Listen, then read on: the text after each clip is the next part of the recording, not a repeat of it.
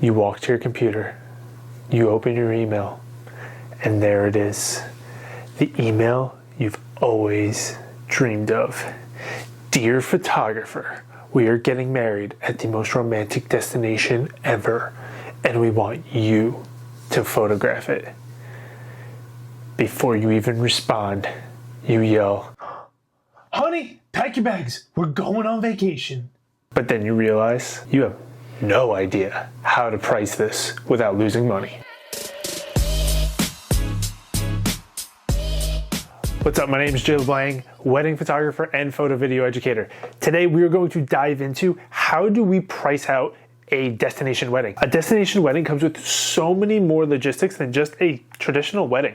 And there are so many little details that you might overlook when you're trying to give a couple that proper quote. So let's take a look at all the factors that will go into giving a couple the proper quote so you can land that destination wedding that you have always dreamed of shooting. And stick around to the end of the video when I break down a destination wedding that I shot and how I went about pricing it. Let's get into it. By the end of this video, you will have a roadmap of how to price a destination wedding so you can accurately quote a couple when you do get that inquiry. And make sure that you're still making a profit at the end of the day. So what makes a destination wedding so difficult to price? There's just so many factors that go into it. It's not just the photographic services that you're providing. Without factoring in all of these things, it could lead to you underpricing yourself and possibly losing out on money. While destination weddings might be every photographer's dream, or a lot of photographers' dreams, because they look at it as a vacation, we're still trying to run a profitable business here, and we don't want to get too caught up in the whole destination. Unless you just want a free vacation and then you offer to shoot for it for covering all your expenses, by all means, have at it. But that's definitely not going to pay your bills. The first thing that you want to factor in when it comes to the destination is your travel costs. How are we getting there? Flying, driving, boat, helicopter, rocket ship? Hey, we're going to space pretty soon, right? And don't forget, we're not just transporting ourselves. If we're flying, we have to bring our gear with us, and that gear is probably going to be an additional charge to get it on the plane. If we're taking any form of transportation other than just driving our own personal car there, the couple probably has already booked their own flight or whatever transportation is needed. So hopefully they have a rough idea of what it's going to cost. So usually what I like to do after my first meeting with the couple is I'm going to look up a price range of flights and give them a range of, hey, it's going to cost between $500 and $700 for my flight, or it's going to cost between $1,000 and $1,200 before my flight. This way they have an idea of what they're getting into. But make sure that it's known that they are covering that expense for you. And if you're going to be taking your personal car, it's very easy to look up the distance that you're going to be driving, whether it's kilometers or miles. If you're in the United States, you can just look up what the IRS standard rate is for driving. The IRS does allow you to write off a certain amount of money per mile that you drive each year. And that's a good starting point of what you can charge the couple for your travels. For example, at the time of me recording this video, the current IRS standardized rate for transportation is 65.5 cents per mile. So if you're going to drive 100 miles, that's going to be $65.50.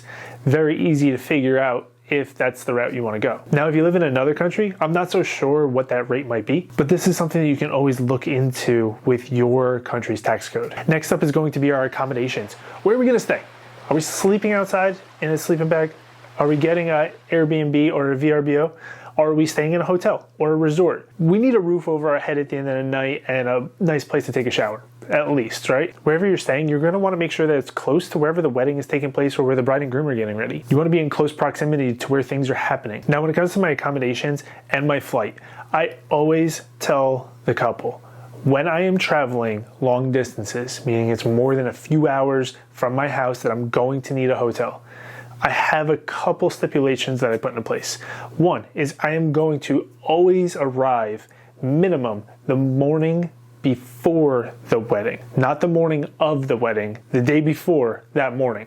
I want to be there almost 24 hours before I even start work. And I'm going to leave the day after the wedding, especially when it comes to flying. If you have flown at all in the last 4 years, I'm sure at some point you were either affected by or heard about the mass amounts of flights that have been canceled or delayed. That Microsoft outage Thursday night caused a ground stop. More than 5,000 canceled flights since Friday morning. Canceled flights by the thousands. More than 3,000 flights have been canceled today. This is not a risk I'm willing to take when it comes to somebody's wedding day. I want to make sure that I am there, settled in, relaxed, and good to go for your wedding. And if I'm going somewhere with a big time difference from where I live, I want to get there even a day earlier.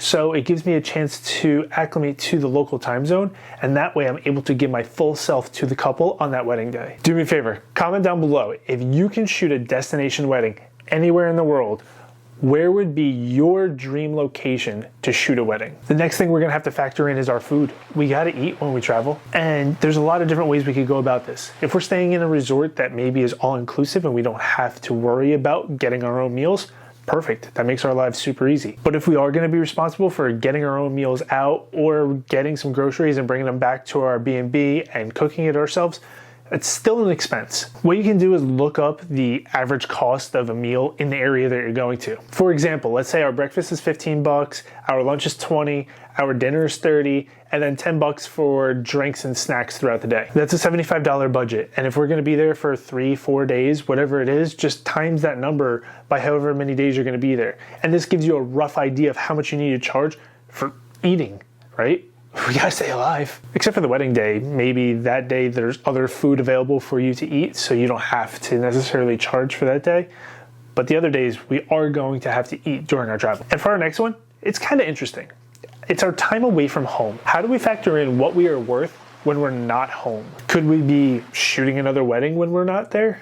Could we be working another job? Could we be taking other clients that we may not be able to because we're traveling? Who knows, but there's a lot of factors and you have to account for all of these. Now for me personally, I really try not to take more than one wedding a weekend. I feel like I want to give 100% of myself to the couple that hired me. And for that reason, I only shoot one wedding a weekend. Now, I will do other sessions. I'll do portrait sessions, I'll do engagement sessions, I'll do my corporate work, I'll do stuff for my video production company. But with weddings, they require so much of your attention and focus that I really want to give it my all to that couple. All these other sessions, you can always reshoot them if something goes catastrophic. A wedding, you really can't reshoot it.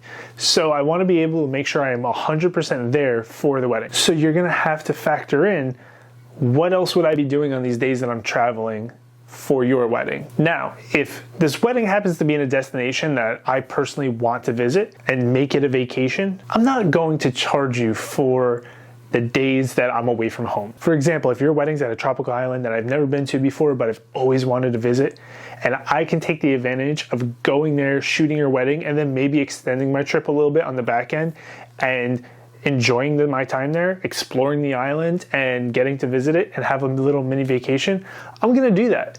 And I'm not gonna charge you for my vacation time. But if you need to shoot this wedding and then get right back home because you got other jobs going on, then maybe you do need to charge for those days of travel where you're not able to take on other work because you are traveling. But if their wedding is at a location that I wanna visit, and maybe I wanna extend my stay a little bit. I mean, the flight's already booked, the accommodations are already there, and you're going there for business, right? So it's a tax write-off the whole trip.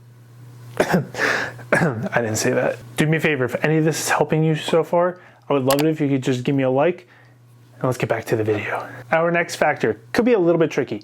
It's insurance and permits. Insurance would cover travel's insurance, whether our luggage maybe gets lost or stolen. Maybe you already have insurance on your camera gear and you just want to make sure that it's covered in other countries while traveling. That's a good thing to check with your insurance company before you travel. Or maybe you're going to some crazy exotic location that requires you to get special permits to shoot there. Maybe it's a national park or some private property that the couple really wants to take their wedding pictures at, which is why they chose that destination. So you're gonna have to make sure that you look into getting your permits ahead of time. That way the couple knows that this is another expense they're gonna have to cover. And last but not least, we still have to make a living. So we have to charge for our photographic services.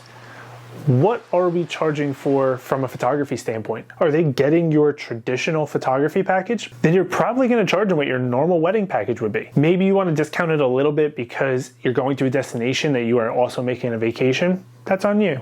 Cool. But if you have to fly yourself there, a second shooter, an assistant, all your camera gear, you're still delivering an album, you're still doing an engagement session, you're still giving them 10, 12, 14 hours of coverage, well then you're probably gonna still charge your standard rate for wedding photography. For me personally, when I do destination weddings, I do tend to discount the package a little bit if it is a destination that I really wanna go to. Or what I'll do is I'll sometimes throw in a free shoot where I will maybe do a engagement session, a day or two before the wedding at their destination, or I'll do a session after the wedding where we can explore the destination that they chose to get married at. That it gives us a little bit more freedom than we had on the wedding day, because when it comes to a wedding day, you're a little bit more time constrained. You're wearing clothes that you really don't want to get too dirty. So if we have a fun, adventurous destination, maybe we can go explore a little bit more if we have the freedom to do a session on another day other than the wedding. And when you factor in all these things, you're going to have to communicate your value to the client. You're going to have to explain why you are worth what you are asking them to pay for their destination wedding. You have to explain that a destination wedding does cost more. Hopefully they already understand, but you're gonna have to explain to them what expenses you incur on a destination wedding that you wouldn't normally at a wedding that is closer to your house. Transparency in your pricing will help build that trust and let them understand. For me personally, when I do quote people on destination weddings, I'm going to give you 2 line items. One is going to be whatever photography services I'm providing, and the second will be all my travel related expenses. Now, I don't line item every single thing such as flight, hotel, food, insurance. What I'm going to do is package it all together and just say travel expenses. And if they're curious to know what exactly each thing costs, I will gladly break it down for them. But let me tell you, I've never had somebody ask me what every single line item was. So don't overwhelm your clients by writing it all out every time. Now, some people might disagree with me on this one and think you have to write it all out, but in my experience, I've never written it out and I've never had somebody ask what every single thing costs or ask for receipts. Now, as promised, let's look at an example of a destination wedding that I shot. The wedding was in Jamaica. I've always wanted to visit Jamaica, so I was super excited about this one. It was at an all-inclusive couples resort, so you just paid for the room. All your food, your drinks, your excursions, everything was included, and that room covered 2 people. So all the expenses were covered for me and my assistant.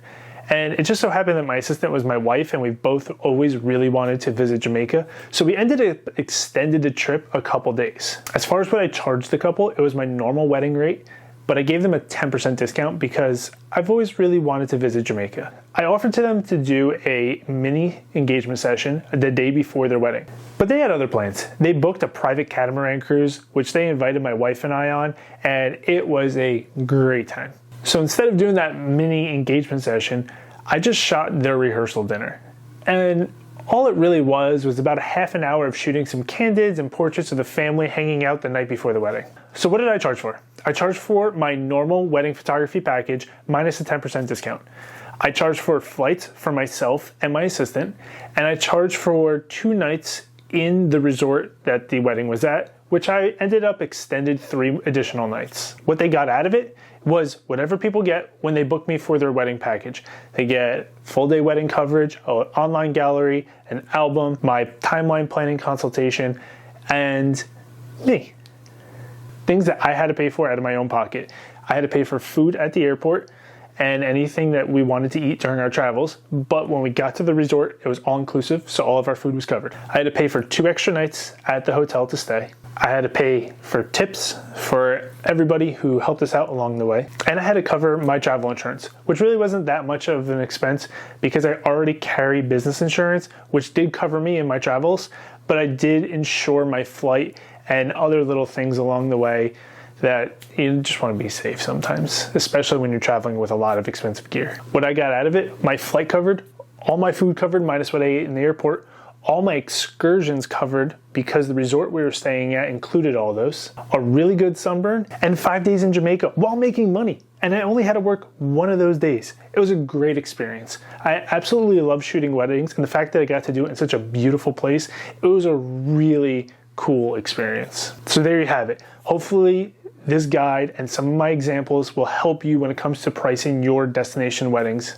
And if you have any questions for me, drop them down below and I'll be happy to help you out with whatever I can. If you found this useful, I would really appreciate a like, comment, subscribe, all the YouTube things. And until next time, peace.